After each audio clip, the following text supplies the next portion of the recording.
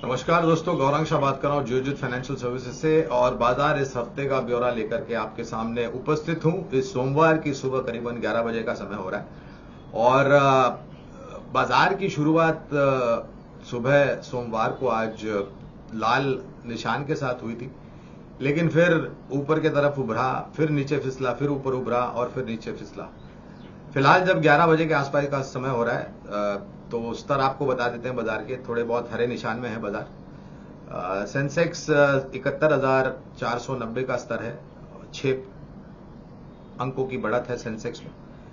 Nifty 13 अंकों की बढ़त के साथ कामकाज कर रहा है, 21,470 का स्तर है निफ्टी का। और निफ्टी बैंक थोड़े बहुत लाल निशान में, लेकिन यहां पर भी निचले स्तर से ऊपर की तरफ के दायरे हम देख रहे हैं।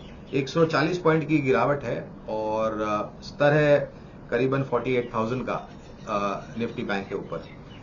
रुपया डॉलर और कच्चे तेल के भी स्तर से आपको जानकारी दे देते हैं। तो रुपये में मजबूती 5 पैसे की 82.97 मजबूती। देखिए दोस्तों, पिछले हफ्ते जो भी खबरें आई यूएस फेड के आउटकम को लेकर के, या फिर जो चेयरमैन है जेरोम पॉवेल, उन्होंने जो घोषणाएं की अर्थव्यवस्था को लेकर के अमेरिका में और ब्याज दरों को लेकर के, तो हमने देखा काफी कुछ राहत मजबूती रुपए में आती देखी डॉलर के मुकाबले। और 83 के नीचे कामकाज कर रहा है फिलहाल। 82.97 का स्तर है रुपए का एक डॉलर के मुकाबले, और 0.05 पैसे की मजबूती हम देख रहे हैं रुपए में। कच्चा तेल, ये एक बहुत ही सकारात्मक परिस्थिति।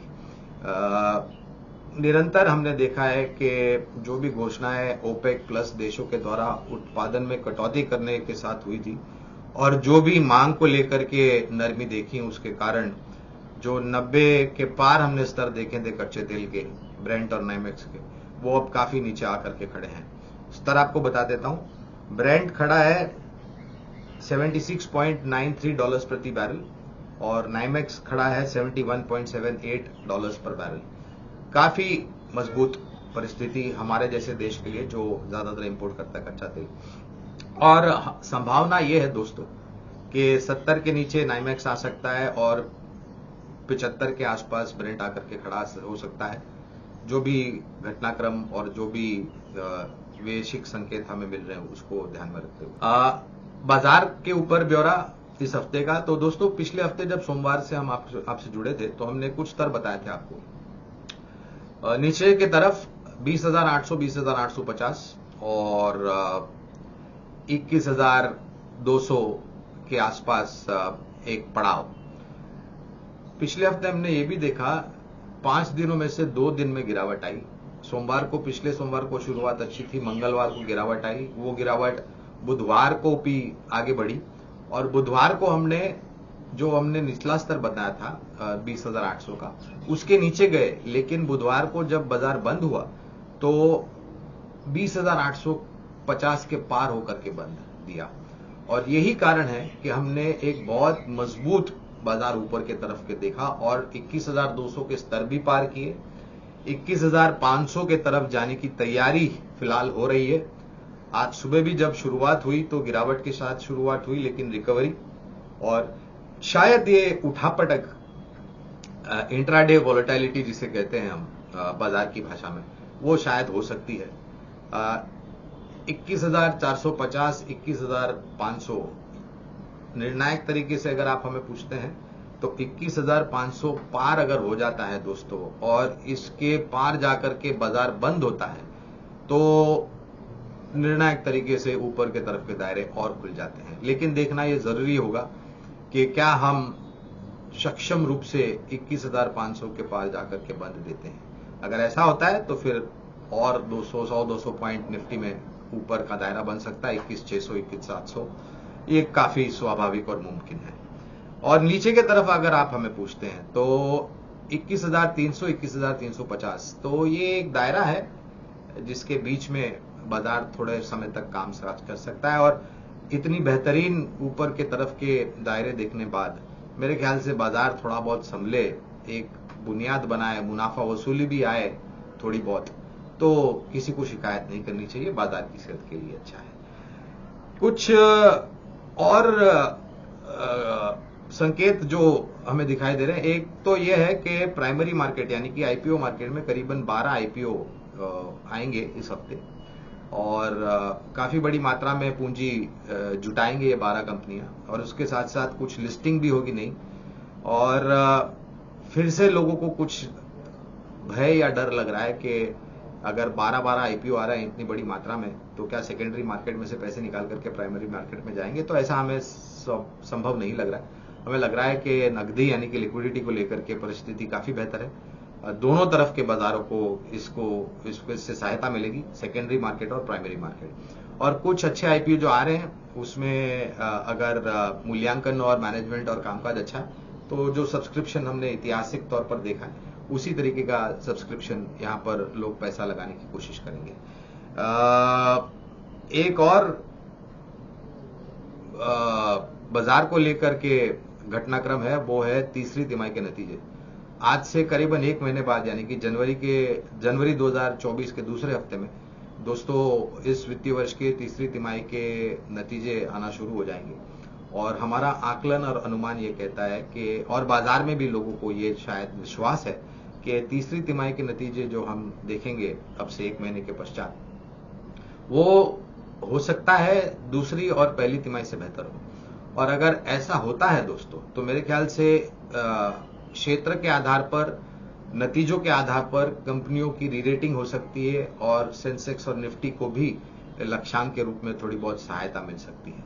तो जरूरी ये होगा देखना कि किस प्रकार के आंकड़े आते हैं, और अगर वास्तविकता में इतने ही सक्षम और मजबूत आंकड़े आए तो एक भरोसा दिलाता है बाजार को कि हमारी अर्थव्यवस्था में जो सुधार हो रहा है, खास करके कॉरपोरेट जगत के नतीजों को लेकर के, वो आप आने वाले काफी लंबे समय तक निरंतर बना करके रह सकता है। तो ये जो आकलन है, और एक दूसरी बात है कि विदेशी संस्थागत निवेशक, अब एक टर्मिनोलॉजी है शेयर बाजार में, फोमो फैक्टर, जिसे हम कहते हैं फियर ऑफ मिसिंग आउट।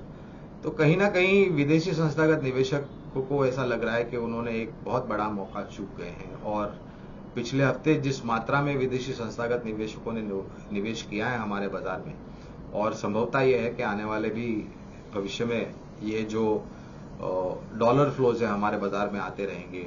विदेशी संस्थागत निवेशक हर एक पहलू नीचे के तरफ के जो हम देखेंगे वहां पर निवेश का मौका ढूंढेंगे। तो संभव है कि नतीजों के आधार पर, तिमाही के नतीजों के आधार पर अगले साल लोकसभा के चुनाव होंगे, वो एक कारण हो सकता है जो शायद गति धीमी कर सकता है विदेशी संस्थागत निवेशकों की तरफ से जो भी पैसे आते हैं, डॉलर्स आते हैं। लेकिन राज्य स्तर पे जो चुनाव हुए हैं, अगर वो एक दशा और दिशा दर्शाता है, तो शायद थोड़ा बहुत बाजार की उम्मीद के ऊपर ये चुनाव के नतीजे आ सकते हैं। ये एक अनुमान लगा रहे हैं, वास्तविकता में तो देखना पड़ेगा जब चुनाव संपन्न होते हैं और क्या नतीजे आते हैं, और क्या विश्लेषण होता है, और क्या नजरिया बनता है। और उसके बीच में बजट भी होगा। वित्त मंत्री जी श्रीमती निर्मला सीतारामन जी एक इंटरिम बजट पेश करेंगे, क्योंकि चुनाव का साल है तो ज्यादा कुछ परिवर्तन नहीं कर सकते, लेकिन जो अहम मुद्दे हैं वो शायद बताएंगे, और फिर शायद इसके ऊपर हम विश्लेषण करेंगे। तो कुल मिलाकर के दोस्तों ये एक दायरा है, 21,300-350 नीचे की तरफ, 21,450, 21,500 ऊपर की तरफ, और 21,500 अगर निकाल देते हैं हम बाजार बंद होते होते निर्णायक तरीके से, तो शायद 100-200 पॉइंट की ऊपर के तरफ के दायरे और खुल जाते हैं। दोस्तों हर बार जब सोमवार को हम आपसे बात करते हैं तो 2 विकल्प आपके सामने रखते हैं बुनियादी तर्क के आधार पर। आज भी 2 विपरीत क्षेत्र से विकल्प आपके सामने रखना चाहूंगा। पहला है ऑटो एंसिलरी ओईएम सेगमेंट की कंपनी उनो मिंडा।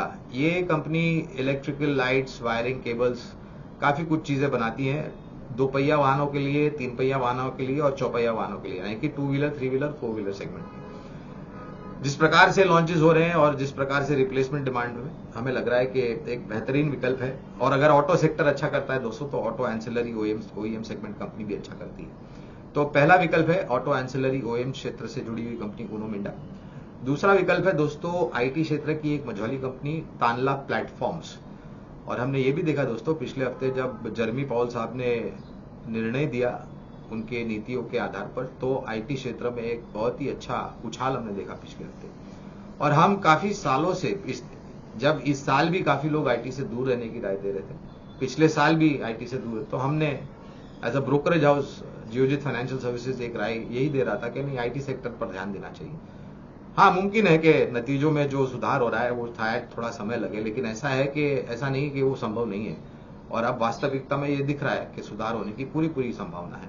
तो इसी तर्क के आधार पर एक मझौली कंपनी है तानला प्लेटफॉर्म्स, नतीजों के आधार पर एक बेहतर रुझान और जो भाव पे ये दोनों ही कंपनियां कामकाज कर रही है, तानला प्लेटफॉर्म्स और उनो मिंडा, हमें लग रहा है कि यहां से नीचे की तरफ के दायरे काफी सीमित है।